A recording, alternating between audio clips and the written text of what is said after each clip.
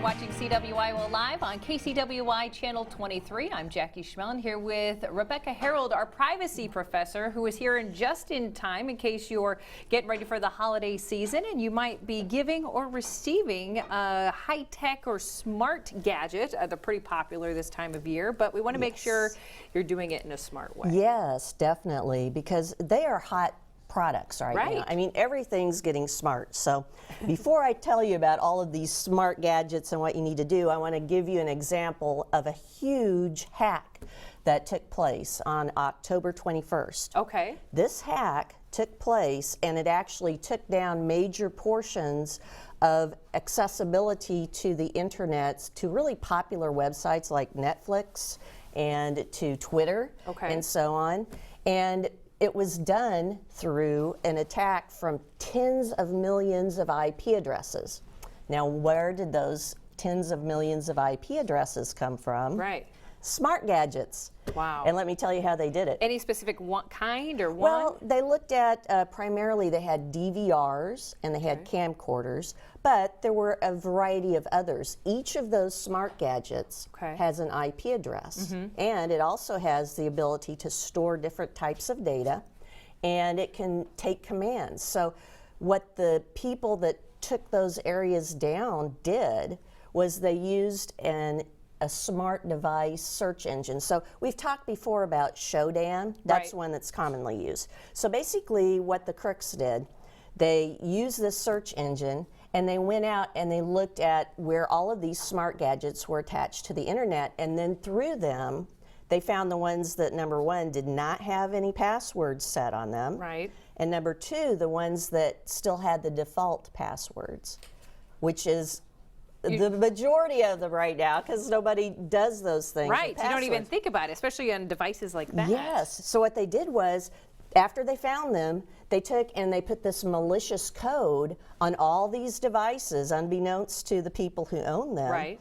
And then on October 21st, they launched this attack against a company called Dyn, D-Y-N. Now, a lot of people haven't heard of it, but Dyn is the company that basically takes those internet addresses that you type into your bar on your browser. Well, Dyn is the company that takes that address and points it to the correct website so that you can get there. By taking down Dyn, they took down the ability to get to about 77 different websites for anywhere from a few minutes to a few hours. Wow. And it caused a lot of problems. I mean, these sites that they took down, not just in the US, but also in Europe, they estimated that they lost anywhere between $120 to $130 million because they were taken down for that period of time. Wow. And a distributed denial of service attack is what caused them to come down. So to put it in human terms, let's say everybody in this whole building would come in here and they would all say to you at the same time, Jackie, do this. And they would all say something a little different. Okay. You'd be overwhelmed, right? Right. So just imagine tens of millions of commands coming into a website is kind of similar to that. I mean, they can take, computers can take a lot of commands, but when you have this massive number just drenching it with all of these different commands, boom, it goes down. So this happened in October, but October 21st. You have to realize that when everyone's starting to get smart gadgets for the holidays, I would think that would be prime season for them to look at doing something like this. Well, and a lot of people think that was kind of a test too, to see if they could do something like that. Just imagine if you can use smart gadgets to actually bring down things like the train communications center that controls all the different trains, or think about a hospital system if it would take, or think about TV stations if it could actually take down those. So it was kind of a forerunner of things that might come. So that makes it very, very important, because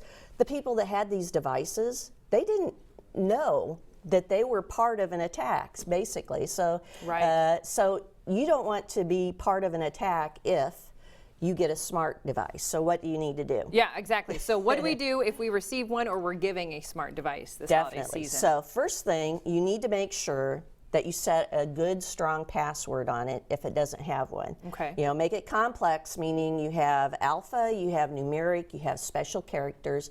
It's not something that you're using anywhere else. Make sure you use a completely different password for your smart gadgets.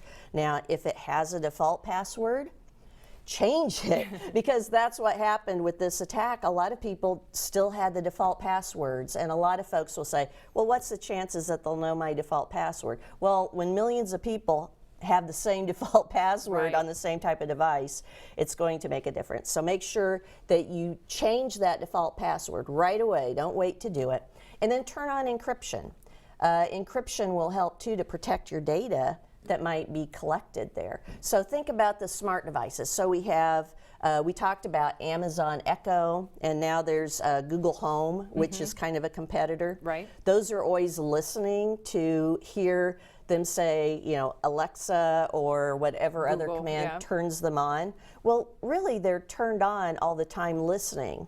So if you don't plan to use those types of devices, turn them completely off. Disconnect them from the internet, because that way you don't have the conversations and other things that you could hear in the vicinity going up into the cloud and potentially be recorded, especially like if you have a party. You don't want to have, you know, what people are saying, especially after they've been there a few hours and had a few eggnogs.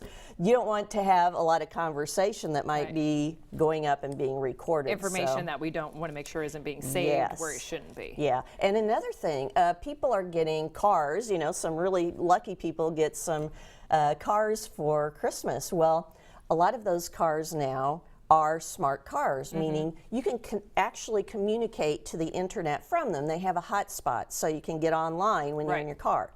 So you need to make sure with those as well that you change the password or set a password, make it a good strong one, and use encryption. You can use encryption. My car actually is internet enabled, so it's a smart car. We went on a long drive this summer to the East Coast, and one of the things I was looking at to test out, you know, how good the security is on the interstate, I could see through my free tool that I had, I could see everybody on that interstate driving around me, what the name of their wireless network was within their car or their truck. And if I wanted to be malicious, I could have gotten in and read the data that they were working on their laptops and so on. So it's very important to make sure you put encryption and passwords, even on cars. Another thing, another type of distributed denial of service attack took place through smart refrigerators and smart, washers and dryers. Everything's becoming smart right Everything. So if you have something that is ever connected to the internet to do some sort of interaction, then it's probably a smart device, and you need to make sure that you have a password and you use encryption on it. So that's very important. So if you're giving a gift or receiving one, make sure you're taking these steps, or someone is knowledgeable about what they need to do to make sure those steps are taken. Yes, and that's another very important thing. If you give a smart gadget, a lot of people are giving smart gadgets. Well, don't just assume that the recipient is going to know how to set the security and privacy appropriately on these devices. In fact, a lot of times you might be giving it to someone who's not tech savvy to begin with, and you're trying to make their life easier.